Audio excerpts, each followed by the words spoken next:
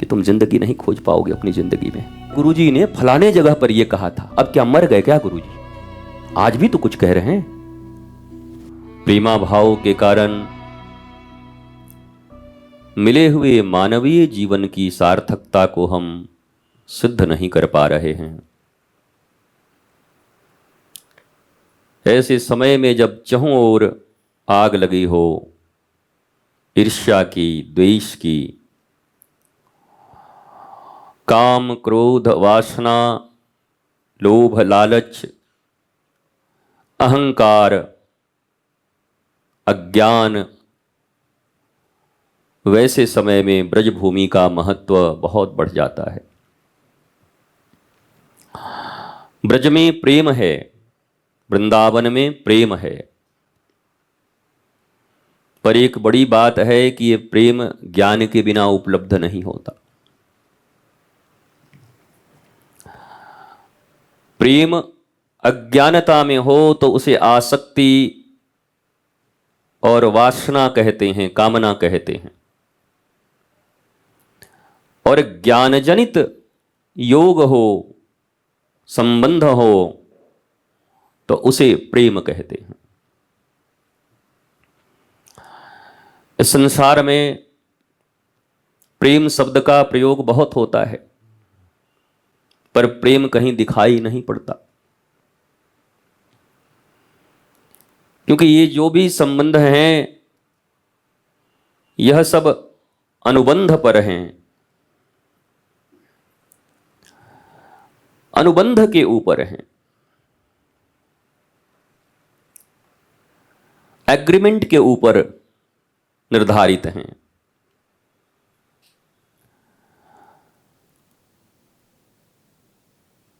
या बहुत ज्यादा अगर हुआ तो एक प्रबंधन मात्र है, इससे उसकी जरूरत, उससे उसकी जरूरत, उससे उसकी जरूरत, उससे उसकी जरूरत। जरूरत भी कौन? केवल भौतिक, शारीरिक और शरीर से जुड़े इंद्रियों की तृप्ति के विषय,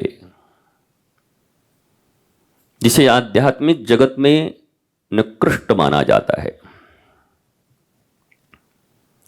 निकृष्ट का अर्थ ये नहीं है कि ये छोटा है, इसकी जरूरत नहीं है।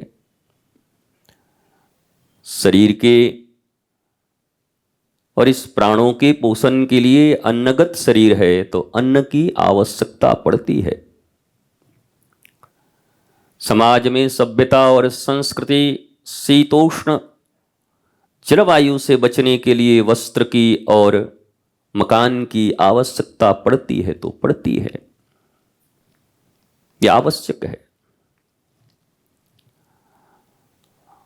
हम जब इकोनॉमिक्स पढ़ते थे, अर्थशास्त्र, तो उसमें एक सिद्धांत था कि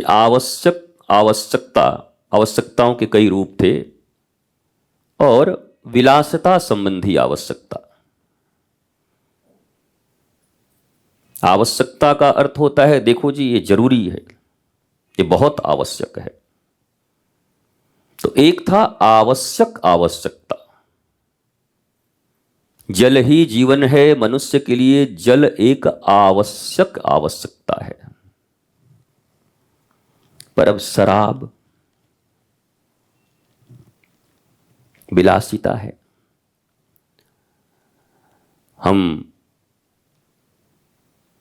फला दुकान पे जाकर के ही और वैनिला का टेस्ट वाला फला चीज पिएंगे,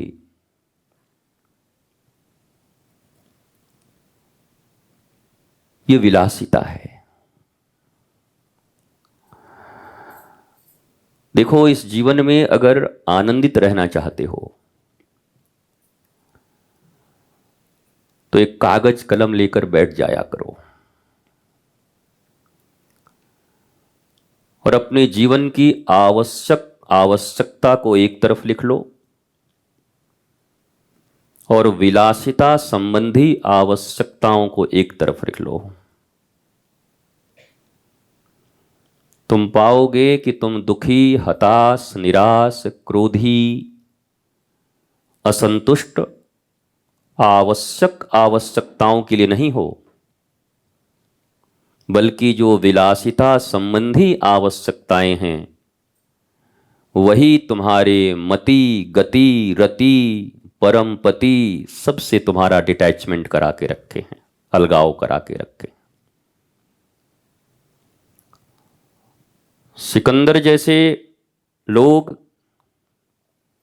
और भारत के ऊपर कई बार आक्रमण करके भारत के सोमनाथ से लेकर, मथुरा से लेकर, अयोध्या से लेकर लाखों करोड़ों मंदिरों, इमारतों और भारत की समृद्धि को लूटने वाले लोग भी संतुष्ट नहीं हुए। सबके जीवन बड़े दर्दनाक रहे। भारतवर्ष में सबसे ज्यादा फिल्मी दुनिया को ग्लैमरस जगत कहा जाता है। वो तो हम भी बचपन में थे तब भी मायापुरी निकलती थी उस जमाने में। तब इतने चैनल्स नहीं थे, पर एक पत्रिका हुआ करती थी मायापुरी।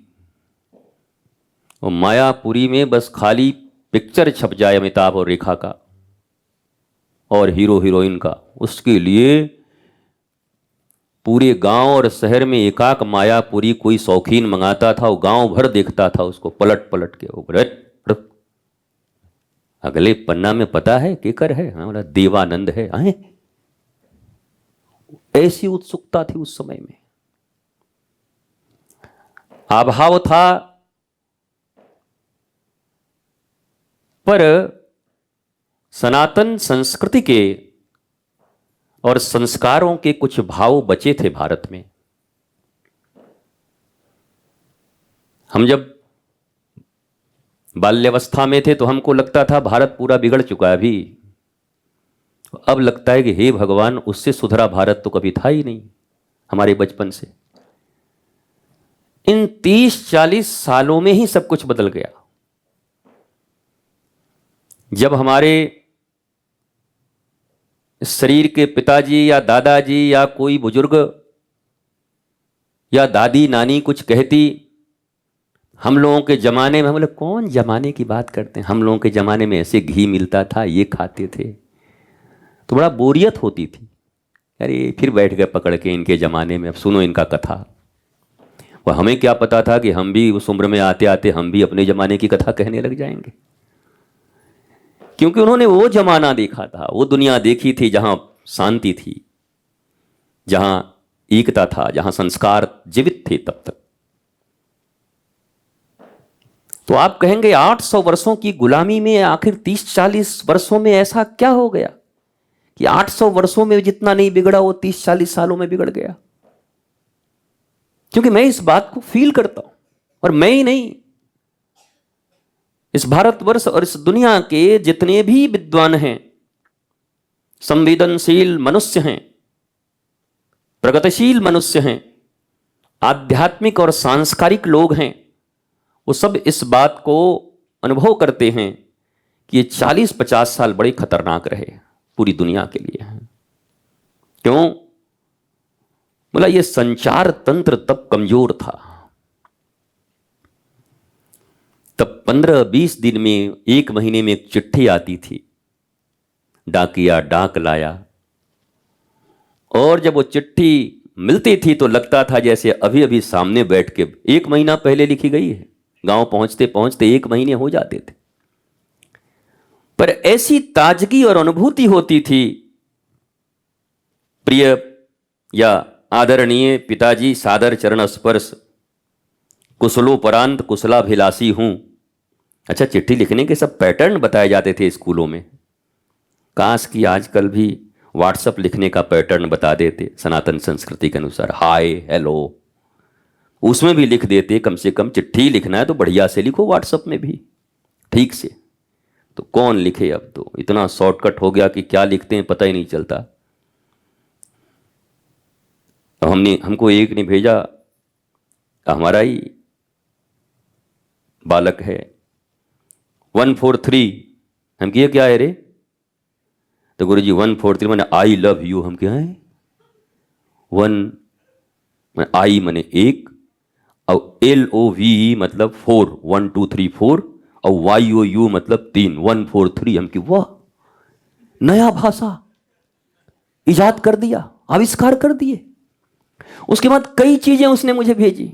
हम कि अब रहन देने, तो हम अपना भाषा भूल जाएंगे, हम अपनी संस्कृति न भूल जाएं, कहीं अपनी देवनागरी लिपि न भूल जाएं तुम्हारे इस भाषा के चक्कर में।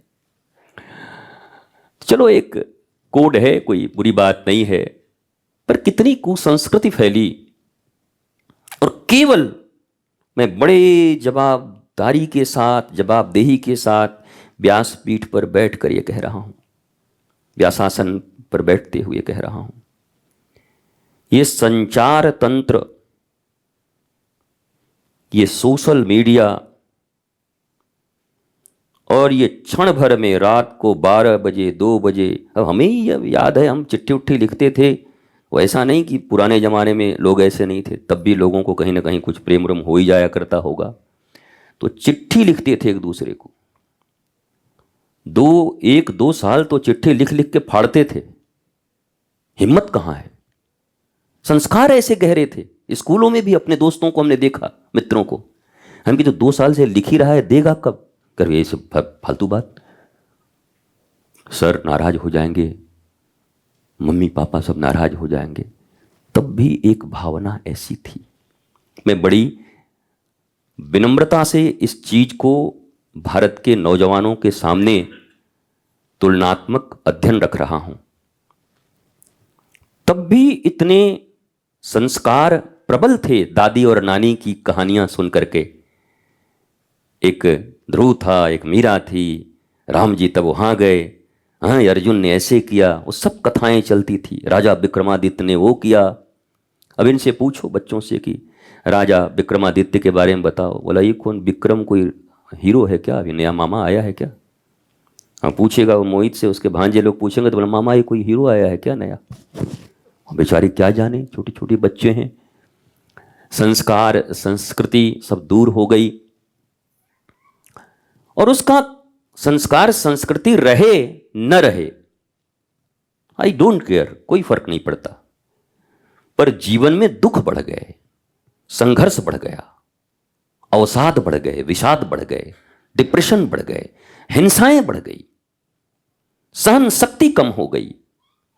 हर्ष उल्लास के वातावरण जो गांव में तब समृद्धि नहीं थी, कोई छोटे छोटे ऐसे पर्व मना करके, धान कटा तो उसमें उल्लास, गेहूं कटा तो उसमें उल्लास, कहीं जाएं तब उसमें उत्साह उमंग, सब समाप्त हो गए।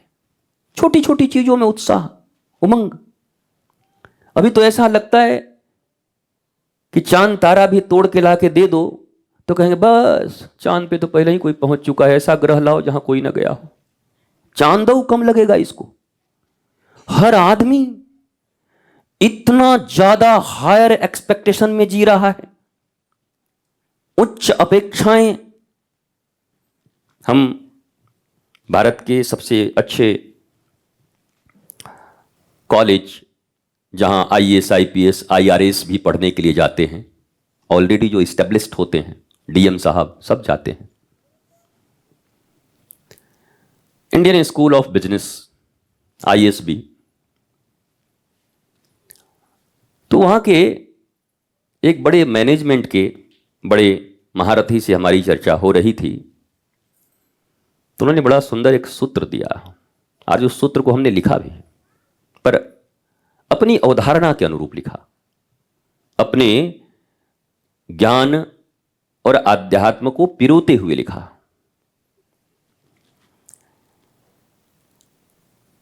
आध्यात्मिक जगत में सबसे बड़ा जहर क्या है?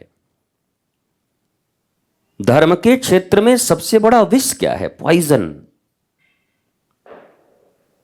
जो आपको भी खत्म कर देगा और जहां गए हो उसको भी खत्म कर देगा। पॉइजनस क्या है?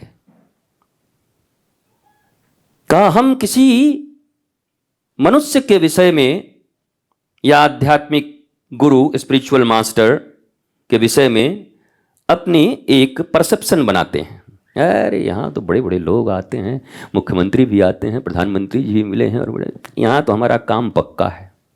अब वो आया किस लिए? परसेप्शन क्या बनाया उसने? हमारे गुरुजी के पास इतना 500 गाड़ी है, 300 आश्रम है, अपना ये है, फलाना ठिकाना, सब हो जाएगा। Perception high, not spiritual, impure material. Material perception बनाकर एक मनुष्य स्पिरिचुअल गुरु के पास आता है, आध्यात्मिक गुरु के पास आता है, और उस बच्चे को उधर थोड़ा खिलाने के लिए बोलिए, नहीं तो हंसने वाला बाद में करेंगे, 5 मिनट के बाद बैठ के सब हंसेंगे। हाँ बस हंस तो रही है वो, बहुत अच्छी है, लेकिन क्या करेगी? तेरी मैया पहले ही आध्यात्मिक ज्ञान ले लेती तब ज़्यादा अच्छा होता। अब तो अभी उसके 5-7 साल तो 10 साल तो अभी उसके नसीब में नहीं है। हाँ याद रख लो, वो जब उसके पहले कटहल का दूध लग जाए, उसके पहले रामकृष्ण परमहंस ने कहा तेल लगा लो हाथ में, तब हाथ नहीं चिपकेगा ग्लू में। पर उस समय तो हम बेखबर थे। अरे सारी जिंदगी पड़ी है मैं आध्यात्म के लिए, धर्म के लिए, कोई जिंदगी में बचपन है जब खेलने खाने का उम्र है, खेलने और खाने का।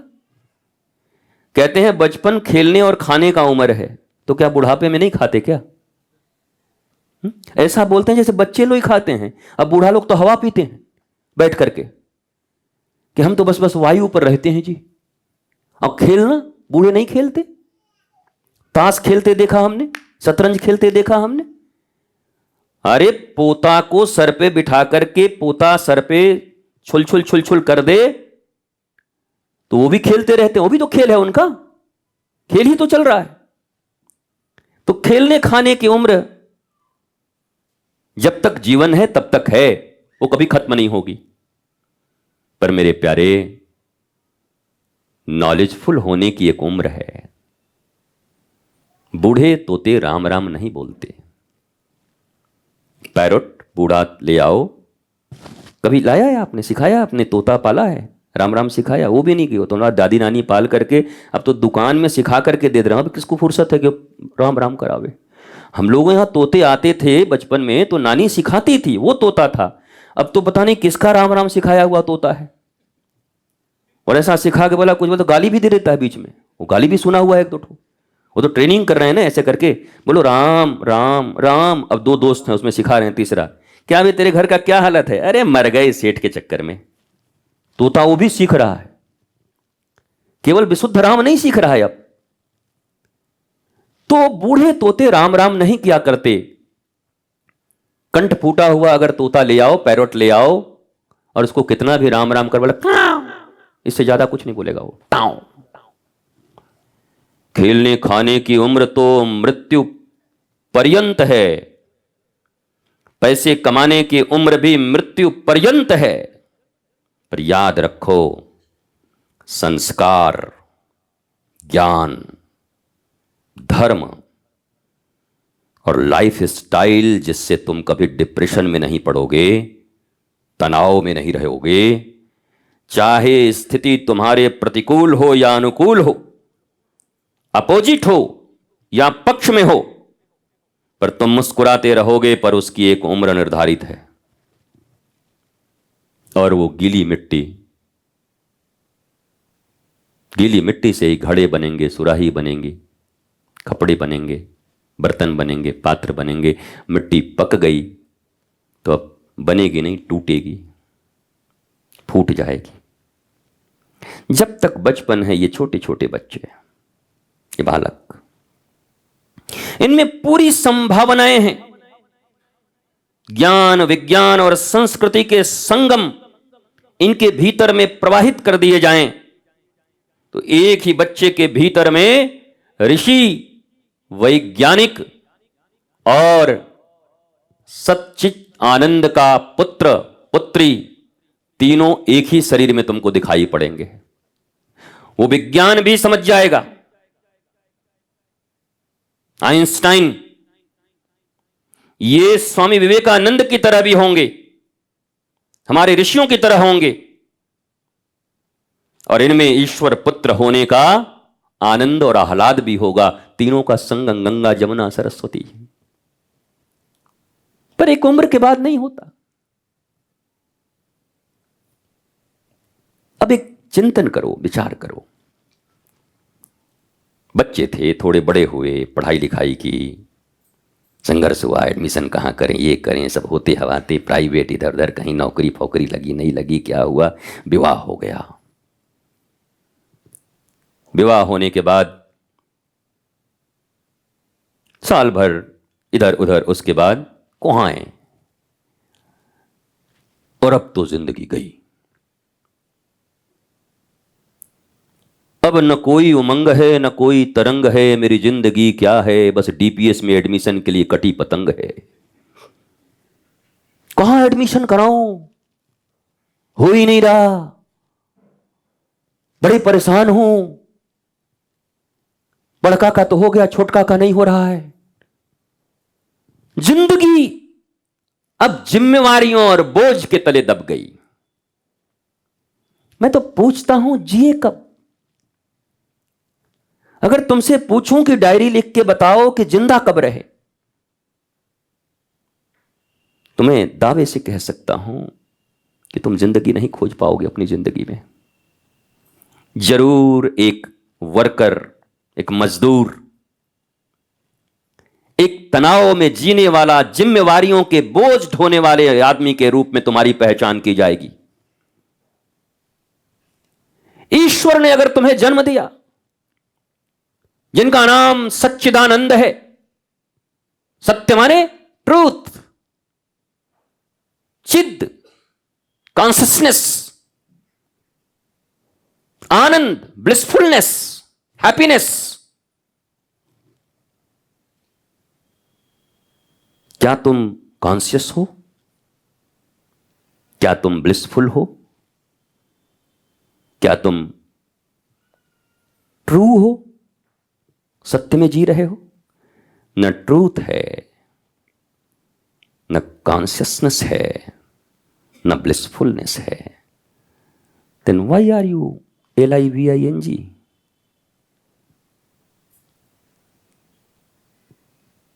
फिर क्यों जी रहे हो? प्रश्न करो खुद से।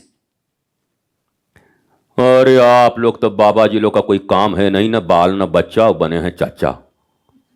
हाँ, आप लोग को तो आश्रम बड़ा बड़ा हो गया है, बड़ी बड़ी गाड़ी लेके घूम रहे हो, अब बड़ा प्रवचन कर रहे हो बैठ के। तुम क्यों नहीं कर रहे हो? कोई रोका था?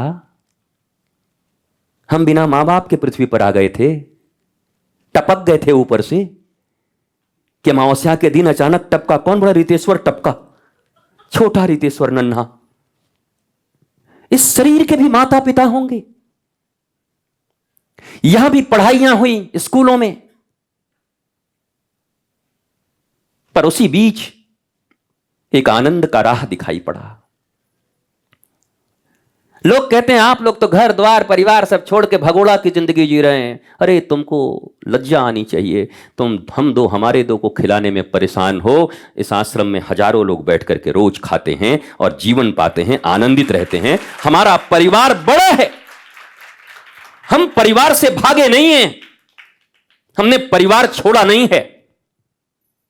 पर तुम संकीर्णता में जिए और हम सनातन संस्कृति और सनातन धर्म के मानने वाले हैं।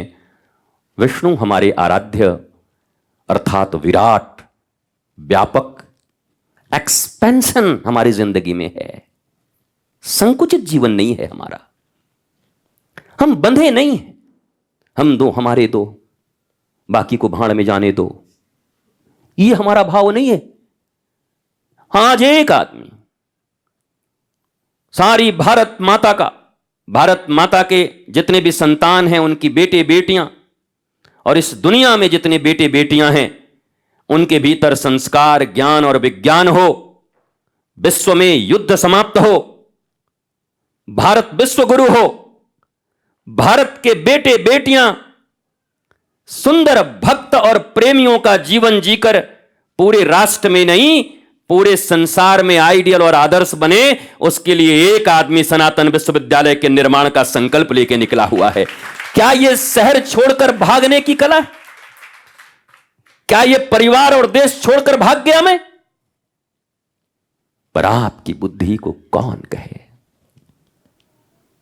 आपकी बुद्धि को लोगों ने, आपके अज्ञान ने हर लिया है, इसलिए तुम तुलनाएं करते हो और इन तुलनाओं में तुम अपने बचे हुए जीवन को भी जिम्मेवारियों के बोझ के नीचे मिटा रहे हो। तो तुम कहोगे क्या कह रहे हैं आप, परिवार छोड़ के भाग जाएं? No never. जो जिम्मेवारी आपको मिली है, मिली नहीं है, आपने लिया है। ये मत कह देना कि जिम्मेवारी, कई लोग कहते हैं अब गुरुजी जिम्मेवारी जो मिला उसको हम छोड़ दें। बेटा मिला है कि तुम लिए थे? बताओ, जिम्मेवारी मिली है कि लिए थे? चुना है आपने। फूल खिले गुलशन गुलशन, चुने हो तुम, तो अब चुने भी जाओगे तुम ही। चुने हो तुम, सेलेक्ट किए हो, तो अब चुने भी जाओगे। चुने दीवारों में चुने जाओगे। अब तुम्हारी जिंदगी चुने भी जाएंगे। चुने हैं तो चुने जाएंगे। या अगर आपने ज्ञान गुण संपन्न किसी स्पिरिचुअल आइडियल के सामने समर्पण कर दिया, you have to surrender. There is no another way. आपको समर्पण करना होगा, और समर्पण शर्त पर नहीं, टाइम फ्रेम के लिए नहीं। ये कोई स्कूल का कोर्स नहीं है कि गुरुजी 5वां क्लास कितने साल में पास, 1 साल में, मतलब 5वां 6ठा 7वां 8वां 9वां सब 1-1 साल में पास होते जाओगे। और गुरुजी हाई स्कूल 2 साल में हो जाओगे। और वो इधर वाला उसमें भी 2 साल में हो जाएंगे, 12वीं। उसके बाद बोला ग्रेजुएशन 3 इयर्स डिग्री कोर्स, फिर और जो करना है करते जाएंगे। पर यहां लिमिट नहीं है। ऐसा नहीं कि भगवान श्री राम स्वयं भगवान होकर इस पृथ्वी पर आए धराधाम पर, और जब लंका विजय करके आए तो यहां आकर के कह दिए अब हम लंका जीत लिए तो यही हमारे गुरुजी थोड़ी रहेंगे। अब गुरुजी यहीं रह गए, हम लंका जीत लिए तो गुरुजी से तो हम बड़े हो ही गए। तो ऐसा नहीं कि आकर के छोड़ दिया वशिष्ठ जी को कि गुरुजी अब आप थोड़ा नीचे बैठा करिए, हमारा थोड़ा इज्जत का सवाल है, लंका जीत के आए हैं महाराज। आज भी जानकी सहित उनके चरणों में पढ़कर कहते हैं ये पुत्र परिवार दारा सुत जो कुछ है नाथ आपका है। सेवक को आपने ये जिम्मा दिया है, ड्यूटी दी है कि अयोध्या का राज करने के लिए आपकी आज्ञा से ये राज कर रहा हूं। पर सच्चे बादशाह तो आप हो। गुरु को सच्चे बादशाह कहते हैं, नहीं सुनते? बोल सांचे दरबार की। क्यों बोलते हैं सच्चा दरबार? ईश्वर के दरबार और गुरु के दरबार को ही सच्चा दरबार क्यों बोलते हैं?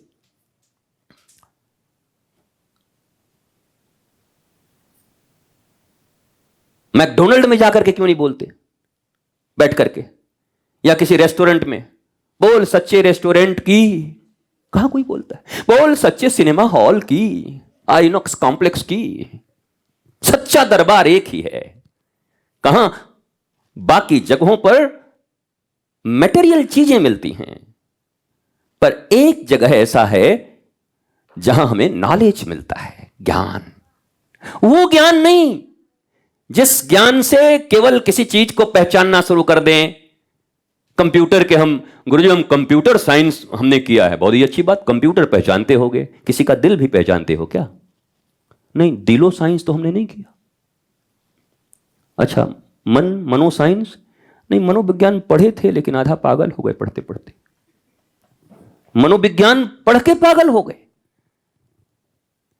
तो मन का विज्ञान जाना नहीं, चित्त का विज्ञान जाना नहीं, हृदय का विज्ञान जाना नहीं, बुद्धि का विज्ञान जाना नहीं, ये जो सोच इतनी उठती है दिन रात, ओवर थिंकिंग, इसके विज्ञान को समझा नहीं, तो भले ही तुम्हारे पास बंगले हो, गाड़ी हो, मोटर हो, हालांकि ये भी नहीं है सबके पास।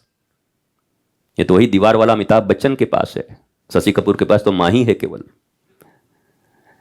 तो ये भी सबके पास नहीं है, लेकिन हो भी तब भी क्या बोला, बुद्धि हमारे बस में नहीं है, मन बस में नहीं है, सोच बस में नहीं है। तो ये जो यंत्र है, इतना सुंदर गाड़ी, एक दिन मोहित कहा है गुरुजी के पास बढ़िया गाड़ी नहीं, 1 नंबर गाड़ी खरीद के ला रहे हैं, कैसे व्यवस्था करके लेके आया, अरे बढ़िया सीट, बढ़िया ये फलाना ढिमाका, एकदम ये करके पूरा सजवा करके, क्या है बोला, बस गुरुजी इंजन नहीं है इसमें। अभी इंजन की तो कीमत है, तो तू लाया क्या है? ये क्या धक्का दे के चलाएंगे कि गधा जोतेंगे इसमें, गधा खींच के ले जाएगा? बताओ, बोला इंजन ही नहीं है। तो ऐसे ही सब कुछ आपके पास है, सब कुछ, लेकिन उस सब कुछ से आनंद कैसे मिलना है, इसका विज्ञान नहीं है, साइंस नहीं है आपके पास। This is the biggest missing. ये सबसे बड़ा मिसिंग है शिक्षा पद्धति का, एजुकेशनल सिस्टम का। और ये एजुकेशनल सिस्टम हमें दरिद्र, बेगर मतलब भिखारी, असंतोषी, दुखी, डिप्रेसिव, टेंशन में जीने वाला मनुष्य बना रही है। सब है पर कंट्रोल करने वाला नहीं है। दुनिया में बड़े बड़े लोग हैं, सुदामा को देखता हूं तो सुदामा एक माला हाथ में लेकर के और अयाचक वृत्ति लेकर के और गोविंद गोविंद करते हुए इतने प्रसन्न है कि मत पूछो। और वहीं पर रावण है, इतना सोना, इतना सोना, इतना सोना। दोनों भाई में लड़ाई हो गई रावण और कुंभकर्ण में। बोला सारा सोना का राजा तो तू है, तो बोला तू भी बन जा सोना का। बोला ठीक है, तो ये सोना नहीं तो ये वाला सोना हम लेते। कौन? कुंभकर्ण। वो 6 महीना सो गया। बोला एक सोना तो हमारे पास भी रहेगा, एक सोना तेरे पास, एक सोना मेरे पास। ये सो रहा है और वो सोना ले रहा है, पर वो कभी हैप्पी नहीं है। रावण से डरपोक भयभीत आदमी आपको कोई नहीं मिलेगा। हर समय भयभीत लंका त्रिकूट पर्वत पर रहता है, समुद्र से घिरा हुआ है चारों तरफ से। क्यों? बोला कोई दुश्मन ना आ जाए। ऐसा नहीं कि रावण बहुत बलवान था, तो बाली भी तो था जो दबाई दिया था कांख में महाराज। और सहस्त्रबाहु तो अपने घुड़साल में ले जा करके घोड़ों का खिलौना बना दिया था। जहां घोड़े बंधे हुए थे रावण को बांध दिया था, और घोड़े देखे कर रहे थे उसको। बोला ये ऐसा घोड़ा का 10 मुश्त घोड़ा कहां से आया? घुड़साल में बांध दिया था ले जाके रावण को। बताओ, तो शेर पर सवा शेर तो होते ही हैं। पहली बात तो इस दुनिया का सबसे बड़ा जो दुख पाने का एक कारण है, व्यक्ति अपने आप को सर्वश्रेष्ठ मानता है। हमसे बड़ा कौन? बेटा, यहां भक्ति का क्षेत्र कहा जा रहा है। तृणादपि सुनीचेन तरोरोपि सही सुनना मानिन मानदेन कीर्तनीय सदा हरि। महाप्रभु कह रहे हैं तृणादपि सुनीचेन तरोरपि सहिष्णुना अमानिन मानदेन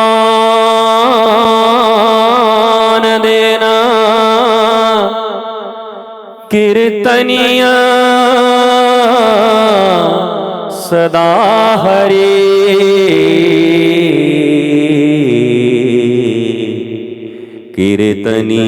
कीर्तनीय सदा हरि।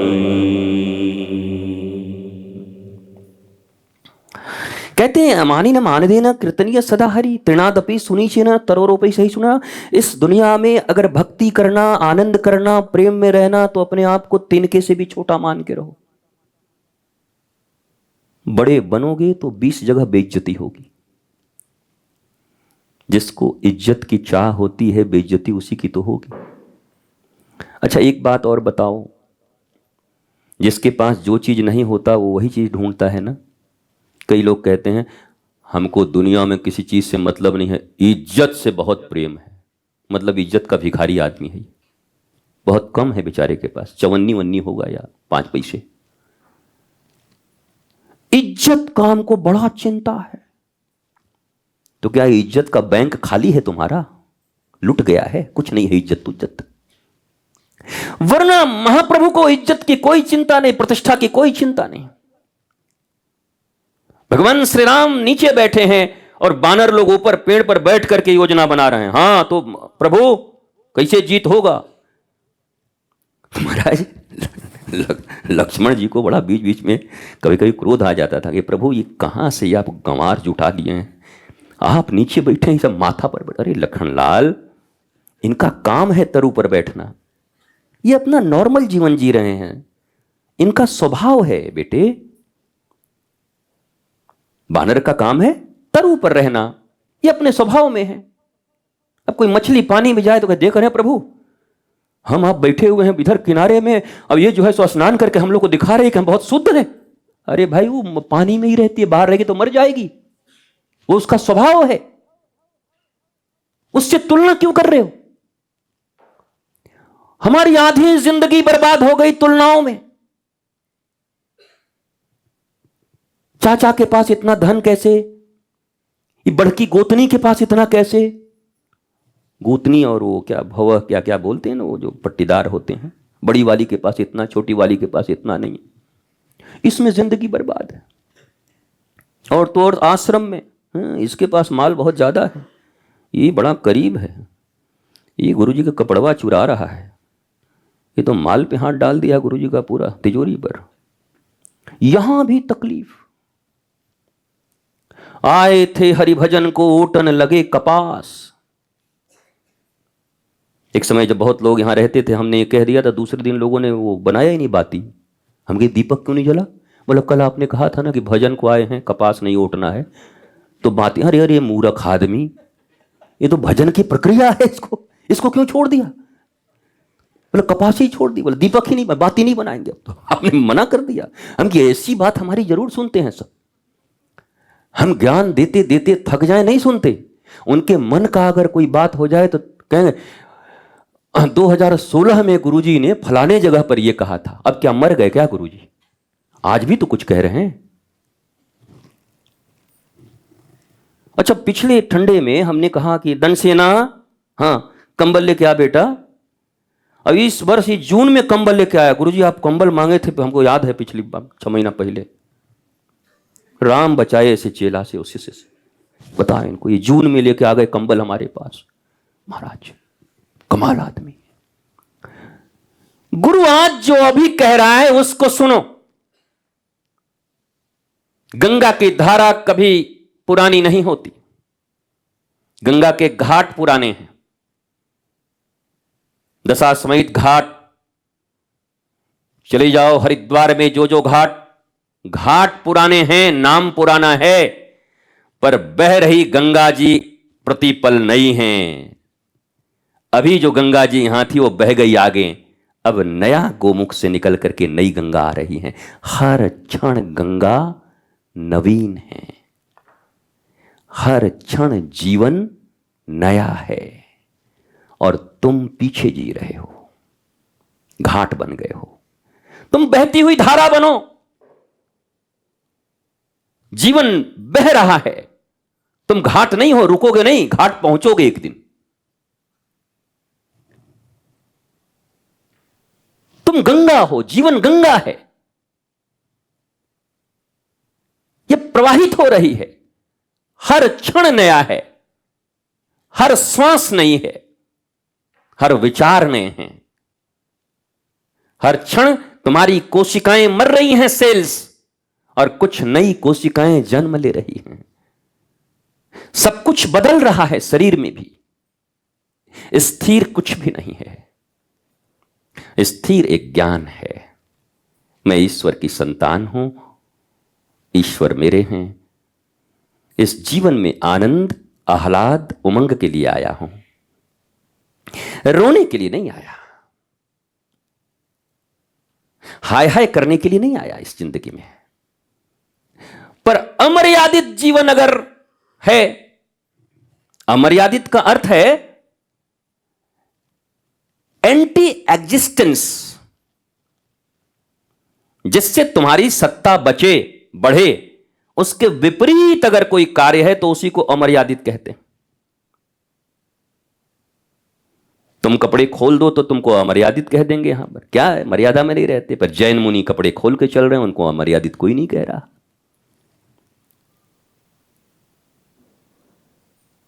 इसलिए सब कुछ एक जगह लागू भी नहीं हो सकता। देश, काल और पात्र के अनुसार वेरी करते हैं। हमारे नागा बाबा ऐसे ही रहते हैं। देश कौन सा है, समय कौन सा है, और व्यक्ति कौन सा है, पात्र कौन सा है, इस पर धर्म वेरी करता है, बदलता रहता है। युगानुकूल धर्म बदलते रहते हैं, लाइफ स्टाइल बदलते रहते हैं। कई बार तुम शास्त्रों को लेकर बैठ जाते हो, कहते हो हमको नहीं मतलब है गुरु फुरु से, हम अब यही पढ़ करके आगे बढ़ जाए। कहीं बढ़ोगे नहीं, घट जाओगे, तुमसे कुछ नहीं होना है। इस एज के अकॉर्डिंग, इस युग में रामचरितमानस के उस कथा की क्या उपयोगिता है आज, यह बताने वाला जब तक कोई महापुरुष, वेदज्ञ, श्रुतज्ञ, ज्ञानी, विज्ञानी, जैसे मैं सनातन विश्वविद्यालय के निर्माण की जब बात करता हूं तो क्या कहता हूं, जहां विज्ञान भी होगा, ज्ञान भी होगा, संस्कार भी होंगे, संस्कृति भी होगी। परिवार में कैसे आनंद से रहें इसकी भी पढ़ाई होगी। सुंदर व्यापार कैसे चले इसका भी पढ़ाई होगा। एआई स्क्वायर पे चर्चा होगी, आर्टिफिशियल इंटेलिजेंस का दूसरा वर्जन, उस पर भी चर्चा होगी। अर्थात इस युग में जो चीज की जरूरत है उसकी पढ़ाई, और संस्कारों की प्राचीन पढ़ाई। प्राचीन समय में बैलों से खेती होती थी, गौवंश से, गोबर ही खाद होते थे। सुंदर अनाज होते थे। अन्न के कारण कभी किसी को भारतवर्ष में रोग नहीं होता था। अब आप आरटीआई डालो और पता करो कि विश्व में दूषित अन्न खाने के कारण कितने लोगों की लीवर, किडनी, हार्ट बर्बादी की ओर हैं। खेती तो तब भी हो रही थी, खेती आज भी हो रही है, पर तब दूषित नहीं थी, सांस्कारिक थी, वैज्ञानिक थी। What is science? विज्ञान का अर्थ क्या है? विज्ञान का अर्थ है उस वस्तु, उस प्रक्रिया के संबंध में थॉरो नॉलेज, पूर्ण ज्ञान। अभी तुम्हारे जितने भी यंत्र, जितने भी पेस्टिसाइड्स, यूरिया, जो कुछ भी बना करके तुम खेती कर रहे हो, इज इट साइंस? यह विज्ञान है। यह तो ज्ञान का क्षरण है, ज्ञान का पतन है। मोबाइल लेकर पागल हो गया आज का बच्चा, हर आदमी मोबाइल लेकर पागल हो गया। इंटरनेट और मोबाइल, जिंदगी झंड हो गई। बाप कह रहा है पानी दे, मम्मी कह रही है वो कर, रील देख रही। यहां बाप रो रहा है नाक पकड़ के, कहां से ऐसा जन्म दे दिया। मां हाय हाय कर रही है और इसे करके ये रील में व्यस्त है। जिंदगी सिनेमा बना दिया। पहले पैसे दे करके नौटंकी, नाटक और सिनेमा देखने जाते थे, अब घर में ही सिनेमा बन गया, आदमी नाटक बन गया, परिवार नाटक बन गए, नौटंकी बन गए, सिचुएशन नौटंकी बन गई। Is it science? Is it development? इसको तुम विकास कहते हो, इसको तुम विज्ञान कहते हो? यह घोर पतन है, मानवता का गिरावट है, आनंद की कमी है, तनाव की वृद्धि है, जीवन ढल रही है, मौत के करीब हैं, वो भी रोते रोते। जरा याद करो, मैं तो आज केवल एक विषय पे बोल रहा हूं, क्योंकि हम देखो कभी कम बोलना सीखे नहीं, बोले तो जम के बोले। ये तो सोशल मीडिया के जमाने में पता चला कि गुरुजी नहीं, 30 सेकंड का रील बहुत हिट होता है। हम कि 30 सेकंड में यार हम तो सांस नहीं ले पाएंगे ठीक से। बोला नहीं, अब चलना पड़ेगा आपको इसी युग के अनुसार। हम कि हे भगवान, ये दिन भी मुझे देखना पड़ेगा, मुझे पता नहीं था। जो आदमी डूब कर रच कर पच कर बोलता हो, वेद वेदांत सिद्धांत सार सिद्धांत सार्वभौम सिद्धांत आधुनिक विज्ञान के समन्वय से, अब 30 सेकंड में ही गोली मारनी होगी ताकि दिल में लगे धड़ से जाके। गोली मतलब वो गोली नहीं भाई, वो गोली जो तुमको ठीक कर दे। हम बोले हम तो 30 सेकंड बोलेंगे नहीं, हम तो बोलेंगे 30 ही घंटा तुम काट लो 30 सेकंड उसमें से। तब कहा ठीक है बोलो, हम काटेंगे, क्या करेंगे। तो काट पीट के बनाते हैं लोग, काटते हैं फिर उसको पीटते हैं, फिर फेंकूचते हैं, सेपरेट करते हैं, मिला के उसको बनाते हैं कुछ छोटे मोटे रील। तब व्यक्ति को समझ में आता है टाइम किसके पास है कि बैठ के। वो अभी हुआ कि गुरुजी रोज 20 मिनट बैठते हैं, ये सुन के बहुत लोग सुन के 20 मिनट बैठते हैं तो बैठ जाते हैं। 1 घंटा से ऊपर हो गया, लोगों ने कहा आश्रम में भी लोग झूठ बोलते हैं। बताओ 20 मिनट कह के बैठाए तो बोले ही जा रहा है, चुप ही नहीं हो रहा है। हालांकि इतना भी संकोच है नहीं आज के मनुष्य में कि उसका काम लगे और वो बैठा रह जाए। वो लाख आप बोलते रहिए, उसको काम लगेगा तो ऐसे मोबाइल लेकर के ऐसे कर, बल्कि ऐसे ऐसे करते हुए निकलेगा, ऐसे करके। पता नहीं कौन गोल में किसको क्या प्रणाम कर रहा है, कौन दिक्कत हो रहा है किसी को प्रणाम के बिना, ऐसे पूरा गोल घुमाते हुए क्या कहता है, हम सुन तो नहीं रहे, सब आ जाना हमारे दिमाग में। वो निकल जाएगा। हमने प्राथमिकताएं तय नहीं की। जीवन की प्राथमिकता है बी अ ग्रेट लिसनर, एक महान श्रोता बनो। श्रवण ज्ञान सबसे बड़ा ज्ञान है। श्रीमद् भागवत और रामचरितमानस, रामायण और रामलीला और कृष्ण लीला, ये 2 महाअवतार हैं भगवान के। इन दोनों में ही भक्ति के एक ही सिद्धांत हैं। रामचरितमानस में भगवान राम कह रहे हैं, प्रथम भगति संतन कर संगा, द्वितीय रति मम कथा प्रसंगा, गुरुपद पंकज सेवा, तीसरी भक्ति अमान। श्रवण के सिवा कुछ नहीं है, भगवान राम कह रहे हैं सबरी को। और इधर श्रीमद् भागवत में प्रहलाद, श्रवणम कीर्तनम विष्णु स्मरणम पाद सेवनम। पहली भक्ति ही श्रवण है। और गोपी भी श्री कृष्ण को कहती है। गोपी से पूछते हैं भगवान कि भाई तू पहला भक्ति किसको मानते? बोले तुम्हारी बात को सुनना, कथा को सुनना। अब कथा को सुनना उन्होंने कहा था, व्यथा नहीं, इधर उधर की बातें नहीं। कथा, कथा और व्यथा 2 चीजें हैं। कथा सही हो तो व्यथा मिट जाएगी, और कथा ही गड़बड़ हो तो व्यथा बढ़ जाएगी। ध्यान रखना, कथा ज्ञान मूलक हो, कथा हमारी चेतना के स्तर को ऊंचा उठाए। कथा एंटरटेनमेंट नहीं है, कुछ समय के लिए मनोरंजन के लिए नहीं है,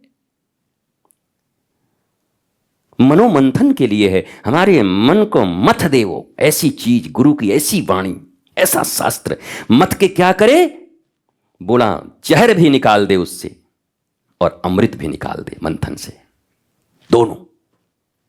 वो वाणी।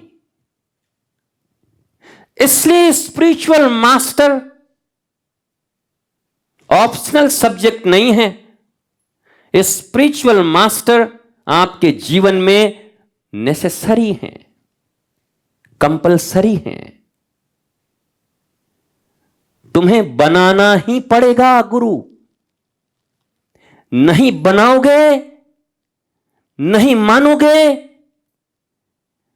तो तुम्हारे बच्चे छोटे छोटे जो तुम्हारे सामने इंग्लिश बोल रहे हैं, बिना टीचर के तो इंग्लिश नहीं सीख पाए, दो कौड़ी की भाषा।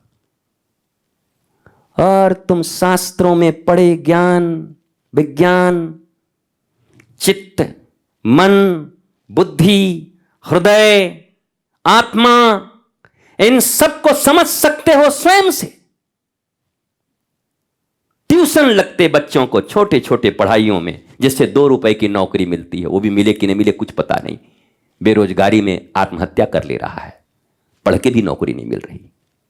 उसमें इतने टीचर, इतने स्कूल, इतने किताब, इतना रूटीन, इतने एग्जाम्स, इतने प्रैक्टिकल्स, और उसके बाद भी गारंटी नहीं कि मामला बनेगा कि नहीं बन, और बनेगा भी तो केवल पैसे का बनेगा थोड़ा। पर पैसे से ही तुम सुखी हो जाओगे, यह किसने कहा? दुनिया में जितनी भी आत्महत्याएं हो रही है, क्या गरीब कर रहे हैं केवल? दुनिया में जितनी भी आत्महत्याएं हो रही है, क्या अनपढ़ कर रहे हैं केवल? पढ़े लिखे बड़े अधिकारी, बड़े लीडर, बड़े बड़े लोग, अचानक आत्महत्या। पागल केवल गरीब हो रहे हैं क्या? हमने तो मोहल्ले में 10 पागल देखे थे अपने जमाने में। 10 में से 9 सबसे ज्यादा ब्रिलियंट जो पढ़ता था, वो 9 वो थे।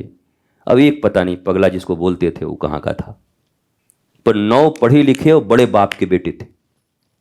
पागल। ऐसी कौन सी शिक्षा, ऐसी कौन सी पद्धति, ऐसा कौन सा डेवलपमेंट, ऐसा कौन सा शासन, ऐसी कौन सी सरकारें, ऐसे कौन से तंत्र, ऐसा कौन सा समाज जिसने आपको केवल तनाव दिया, आपके जीवन को जिम्मेवारियों से भर दिया? आदमी न रहे, टट्टुओं की तरह बोझ ढोते रहे। जैसे केदारनाथ जाते समय टट्टू के ऊपर बैठ के जाते हैं। टट्टू खिसका तो बेचारा गया। हम भी टट्टू। कभी खुल के जिए हो? याद है कि कब जिए थे? खुल के जीना जिसको बोलते हैं, कभी याद है? नहीं जिए हो और न जी पाओगे। पर आशा है तुम्हारी, सोच यही रहे हो कि एक दिन हम होंगे कामयाब, एक दिन। और पक्का मानो, मरोगे एक दिन, फूंक दिए जाओगे। कोई कामयाबी नहीं होगी। कामयाबी बाद में नहीं आती, कामयाबी प्रेजेंट में है, आज और अभी, इसी वक्त। कल तो काल है, कल तो मृत्यु है। जीवन तो आज है, जीवन अभी है, इस वक्त है। अभी तो तुम परेशान हो, हैरान हो, संघर्ष में हो, दबे हुए हो, तकलीफ में हो, कर्ज में हो, गर्ज में हो, मर्ज में हो, फर्ज में हो।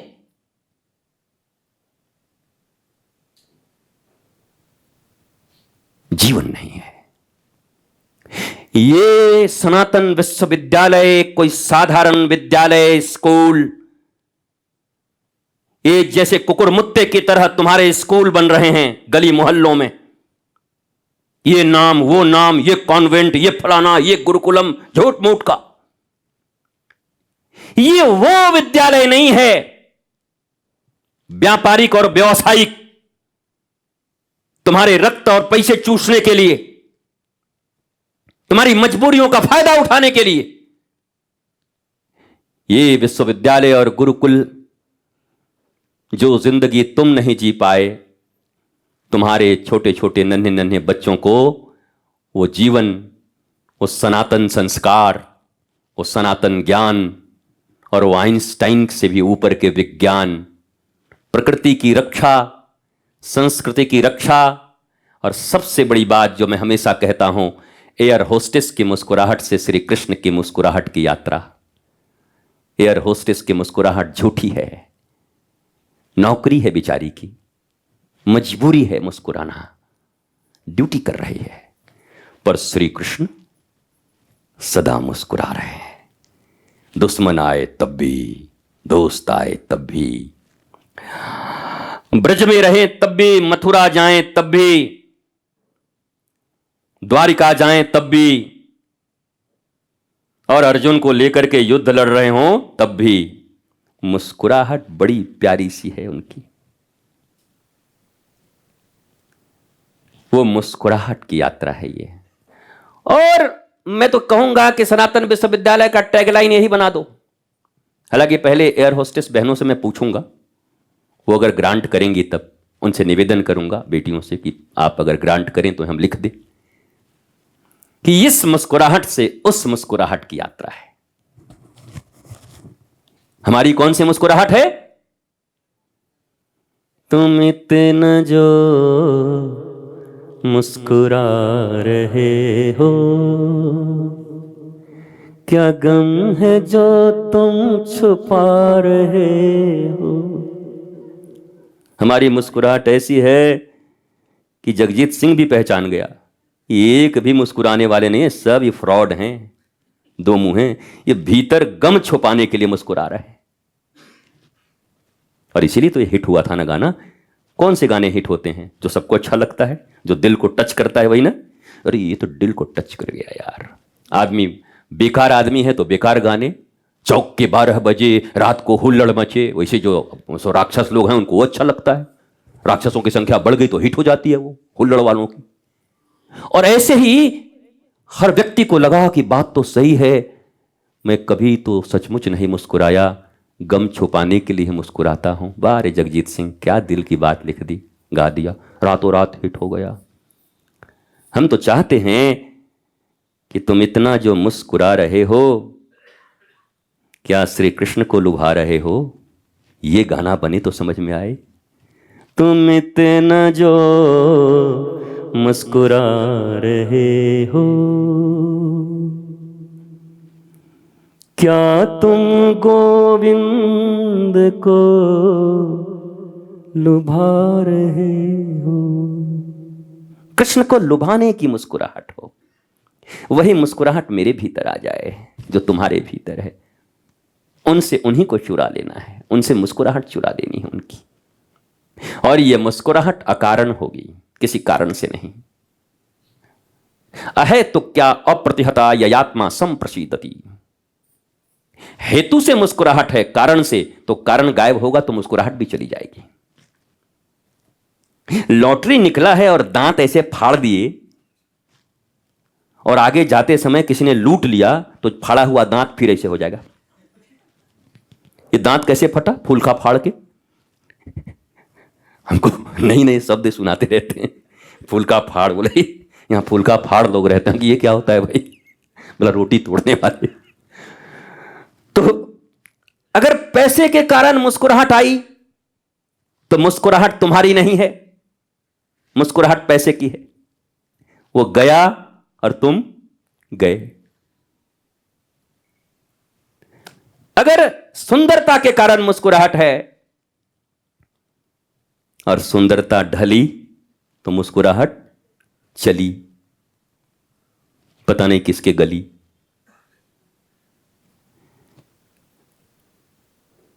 अगर नई नई गाड़ी आई है और उसकी मुस्कुराहट है और निकलते के साथ ठुक गई,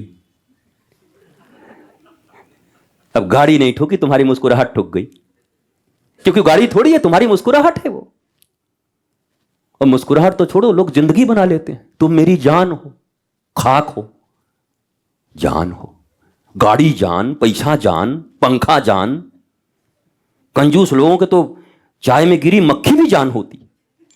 हाँ बोले ये भी हमारी जान है, इसको भी चूस लेंगे, छोड़ेंगे नहीं। कितने जान बनाओगे? एक दिल के टुकड़े हजार हुए, कुछ यहां गिरा कुछ वहां गिरा। तो जान तो एक ही है और दोनों में बड़ी समानता भी है। जान तो ज्ञान हो सकता है और दोनों में ज्यादा अंतर नहीं है। ज्ञान ही हमारी जान है, नॉलेज ही हमारा असली कॉलेज है। बाकी सब कॉलेज का मुझे कुछ पता नहीं। कॉलेज वो जहां हमें परम तत्व का नॉलेज प्राप्त हो, मुस्कुराहट की, फॉर एवर स्माइल।